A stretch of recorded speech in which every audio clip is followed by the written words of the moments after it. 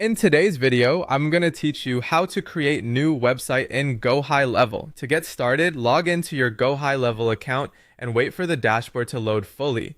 Once you're inside, look over to the left-hand navigation menu. This is where you'll find the main tools and sections for managing your account. So if you're new to the platform, it's helpful to get familiar with this area first. Next, scroll down a little in that left side menu until you see the sites option, then click on it.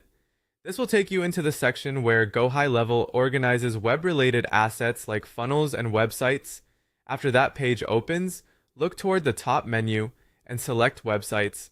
This is important because sites can contain different types of builds, and for this tutorial, we specifically want the website area. Once you're in the website section, move to the top right corner and click New Website. Gohighlevel will now give you a couple of ways to begin. You can either start from scratch if you want complete creative control, or you can choose a template if you want a faster and easier starting point. For most users, especially if you want to save time, choosing a template is the better option. Go ahead and select a template-based start, then click Continue. On the left-hand side panel, you'll see options to browse categories. These categories help narrow down the design styles based on the type of website you want to create. This makes the process much easier because instead of reviewing every layout, you can filter down to something that fits your goals. When you find a category you want, click the checkbox next to it. Then browse the available layouts and select one that matches the look and structure you like.